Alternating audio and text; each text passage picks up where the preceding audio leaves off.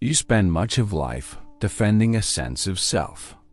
You maintain a name, a story, and a history that feels stable. But everything that defines this you changes. Thoughts shift. Roles evolve. Memories blur. If the parts keep changing, what remains constant enough to protect?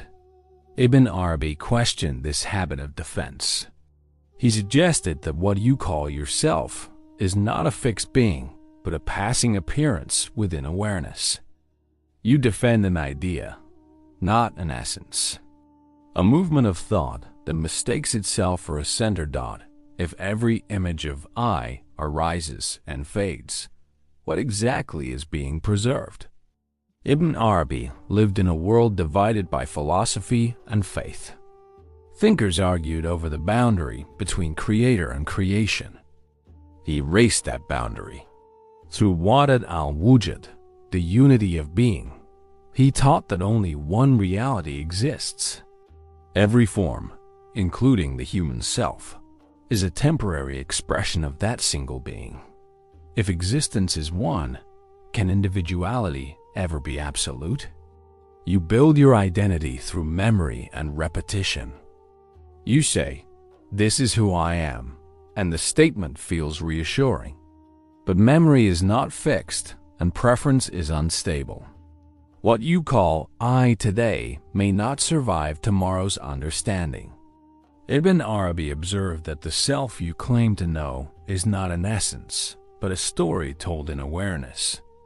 The narrator and the narration arise together. If identity depends on thought, and thought never stops changing, what is the me that continues through change? For Ibn Arabi, the self is not a thing, it is a function. It appears whenever awareness refers to itself. Being contemplates its own activity and produces the feeling of a center. That center is useful, but temporary.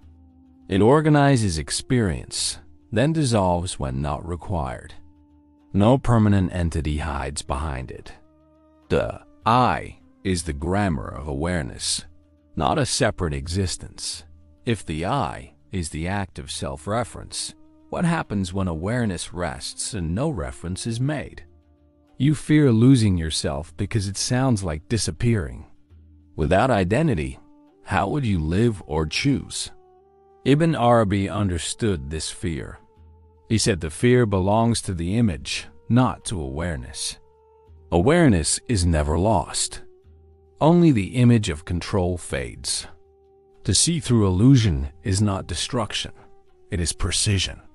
What ends is confusion, not consciousness. If clarity remains when the self dissolves, what then has truly died?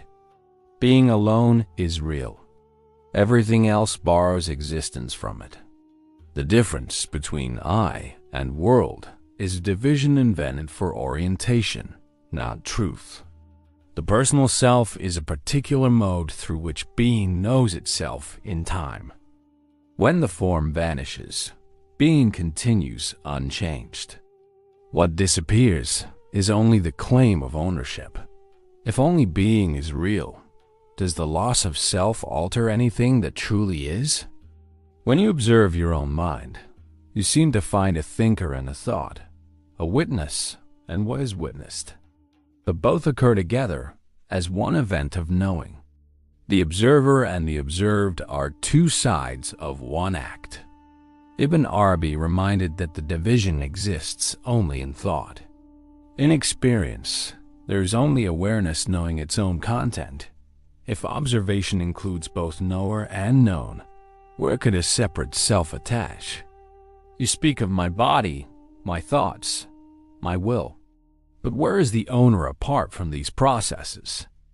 Breathing happens. Thinking happens. Deciding happens. Ownership is a story added afterward. Ibn Arabi called the sense of a separate doer the central illusion. When it dissolves, life still unfolds, yet with less tension, more coherence. If action continues without an actor, who is left to claim pride or guilt? Ibn Arabi distinguished between two ways of knowing, one through intellect descriptive and distant, the other through presence immediate and identical. To know through presence is to realize that awareness already is what it seeks to understand. The seeker and the sought were never apart. The search itself was awareness turning toward its own nature. If awareness is both path and destination, what remains to pursue? When separateness fades, conduct changes. To harm another is to act against the same reality that sustains you. Compassion becomes logic, not sentiment. Justice becomes coherence, not opposition. Ibn Arabi taught that love is the structure of being recognizing itself. There is no other to defeat, only the same truth appearing in multiple forms. If all beings are expressions of one awareness, on what basis could judgment stand? The intellect still resists. It depends on contrast to function, thinker and thought, subject and object. Without division, it loses its ground. Ibn Arabi did not reject reason. He asked it to recognize its limit. Even doubt arises within the same awareness it questions. The mind cannot escape the field that holds it. If every question appears within awareness, who exactly is outside it to ask? You began defending a self you believed was real. You end seeing that what you defended was only a moving image within awareness. What remains is not absence, but simplicity. Awareness continues unbroken beyond all labels and ownership. Ibn Arabi's hidden revelation is that you were never the protector of self. You were the awareness in which the illusion of protection appeared. There is no loss, only correction. Nothing ends except misunderstanding. If awareness alone endures, what else could you ever have been?